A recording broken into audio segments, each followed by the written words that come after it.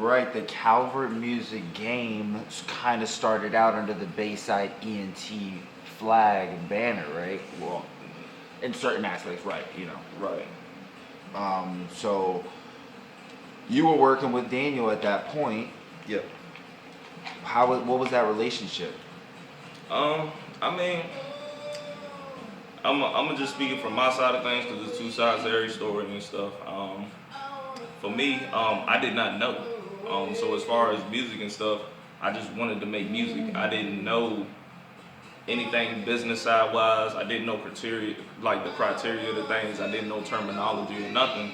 I just wanted to make music, and he had his own little studio set up and everything, and I watched it get built from the ground up. I remember when it was an unfinished basement, and yeah, when you see something like that and everybody else is in their closets or in their rooms, trying to make music, and you're trying to get to the next level or stand out, you decide, what, maybe it's best to tag along or at least invest into, what's getting created here. No, I saw that shit pop up and that shit was different.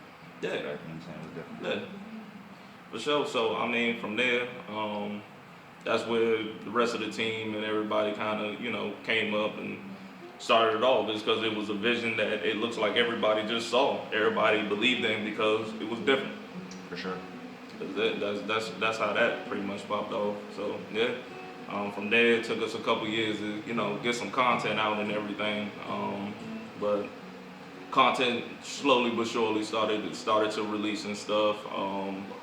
And that's pretty much it for that like part of things. Well, so the content started getting released. Like what? What part what were you working on with it? So a lot of people now, for my fan base now, I started off with him with Tr3 Taylor, Tr3 Taylor, right. And then I released a EP.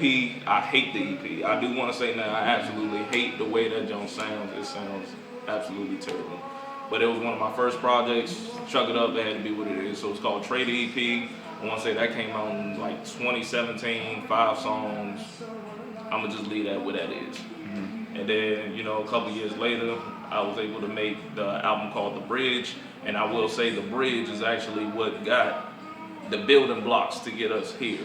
I cringe a little bit too when I listen to that project when it comes to like the quality of it, but people that listen to it really appreciated it, bro, and it surprised the hell out of me, because like I said, it got me up to this point to keep, moving forward. We have potential and everything.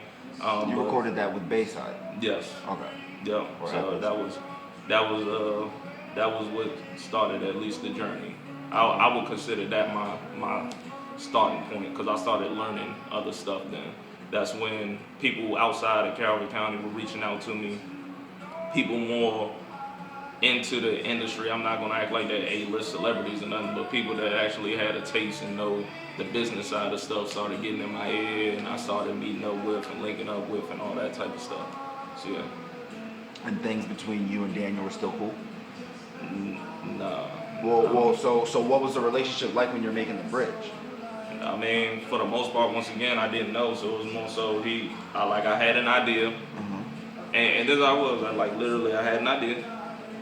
It was pitched to him and other members, and pretty much I had to get the okay from them, and we started working on it and cooking it up. Any advice or anything usually pushed my way. I had to make sure to listen, and there was some things that I disagreed with, but I didn't know, so I just decided to go and listen to what was told to me and what was informed to me, because at the time those were the people that I looked up to for advice and to give me the proper information that I needed to be the best artist I could be. So how did things go south, and or did the relationship go south, or what happened with that whole thing? Because I know we can't speak for Isaiah, but I know Isaiah was like riding with Bayside. I don't even really know what happened with all that shit for real. Mm-hmm. I mean, the best way to say what happened, at least how I can say it right now. Mm-hmm. I'm gonna make sure I say this properly and respectfully for all parties and everybody. Is it was time to work. I was ready to work. And there were certain, obstacles and stuff that I started seeing kind of getting in the way a little bit. But before, I would just go and say, hey, this is an obstacle. I made sure to talk to other people around the situation and say, hey, look, this is what's been presented as an obstacle. I feel like this is the obstacle. This is why. What do you guys think? I started making sure that they were kept in the loop throughout every conversation and stuff that me and Daniel had. And then moving forward past that, I would get some phone calls about the same conversation, but in a completely opposite twist to it. So once that started happening, save the conversation, save the text messages and all that. And I'm not gonna say it was like, bro was trying to like keep me behind him and make sure that I was always behind him per se. But I think that there was a flaw where Daniel was still learning how to be who he is or what he wanted to be, and there was just some malpractice going on that he was speaking on stuff that he didn't really necessarily notice. So when certain biases or misconstrued conversations came up, of course I made sure to keep the receipts, and then everybody was like, well, what the f is going on here now? And then yeah, bro, like, so the bridge came out in 2020, the EP came out in 2017. It don't take that long to make music. So I was ready to go. Other stuff came up. At the time, it was just that it was more so it was best that I go ahead and go my separate ways.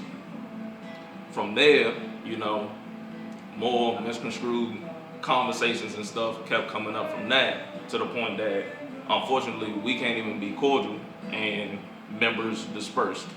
And luckily, most of the most important people to me that I think that were really, making the decisions and with me throughout my creativity and my journey, like Mine and Mark and like Inky, which at the time they didn't even have their own stuff. They were invested into Bayside like I was. We were able to join heads and see what we could do in a more positive light, in a more professional way, with real legal paperwork, really having people sit us down and tell us, the proper way to handle not just music, but how to handle business, in a sense that nobody has upper hand, everybody can be protected, and everybody can just have fun. And that was a ball that I think that was dropped. Yeah, that's pretty much it. That's the best way that I can say it right now. There's other situations and stuff that, of course, we got to make sure it gets addressed on the business level, and then afterwards, then we'll probably have to reconvene and have another conversation like this. But that's it. And then lastly, and then we can move on to the next subject for real. The thing that hurt me the most about that is there's a lot of people that were affiliates or friends of ours and stuff that unfortunately I don't even have a relationship with no more behind that shit. And they never even came and asked for both sides or everything of what's going on. It was families involved and stuff like that eventually, the correct information will come out. But it really hurt me, like, to this day, even though it's like you got to keep moving forward and all that. I'm not that type of guy. It really hurt me that I'm not able to still have those same relationships with those people, just based off of just, I don't want to say lies, but just straight up just incorrect information and misconstrued, so that I wasn't able to be the best that I could be, or other members were not able to be the best that they could be while working there. And we have the numbers to show that we're kicking ass now. And it's going to be really hard to outdo what the fuck we trying to do here, and when it comes to at least the Calvert County side of things. And that's why now we're traveling out of Calvert County, so we can really start showing these people what's up. I hear you. That's a lot of information. As far as people competing in Calvert County, do you have a relationship with Rerock? When I speak about Calvert County music, I think that he's a good artist. I think that he's someone to look out for. Rerock is never going to be competition to me. This is the reason why. if anything was to happen to Rerock, or if any emergency or anything came to him, he looked out for me. His family looked out for me when we were younger. We actually used to race motocross together. No matter what, I have to always make sure that he's in my mind or be on the lookout for when he needs my support. No matter what, it's nothing to talk about. His music is different. His music is great, but he's been making music for way before I even started. He started with doing production, and then now he's doing his more being an artist himself.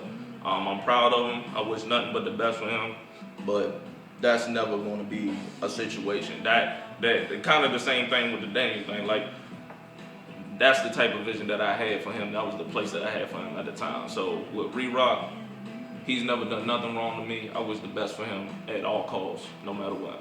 You think about linking up with him and like making music with your artists? And Well, we have one song that we were able to get out that's on one of his like SoundCloud tapes or whatever, just to kind of get the ball moving. I mean, of course, when it comes down to making music with him, it's just it needs to get handled. That's just pretty much it.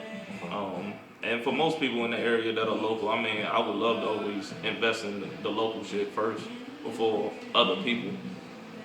so you're saying local artists feel free to hit you up, and you're down to work, willing to work with them? Yeah, absolutely. I will say this: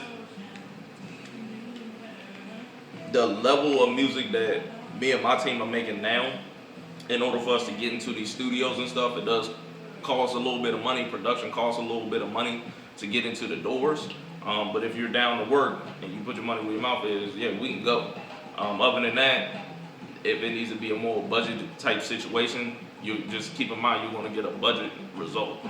So if you really want to go all out, it just costs a little bit of bread and everything. I don't even charge for features. I'm just saying literally to create the work, it costs money, like grown man money. So that's it. For sure. I'll be thinking of trying to get in the studio. I went to this one studio with Skeem and Millie. Yeah, shout out to them. Yeah. For sure, definitely shout out to them. We went to Compound. That was like the first real studio that I had been in. That was crazy. And they were talking about, it costs numbers to be recording in certain places, Yeah, so I've never been to that studio, but I know they've had some great local artists go through there. I look forward for the time I get the invite to go out there and make some music with them and stuff. I know that Skeem, I think he reached out to me and I reached out to him. Every time he drops, I make sure to always show him love. Same thing on his side of things. So anytime that he's ready to work, I've already told him, look, I would love to go and make a song with him first, because I gotta learn who he is as an artist. I don't want to be bringing him out to a certain like content that might not be his sound. I want to kind of understand his learning process and how he makes his music and how he writes. So if he doesn't write, I think he freestyles. However he makes his music, I would love to actually see him work. That way I know what to do on my side of things for him.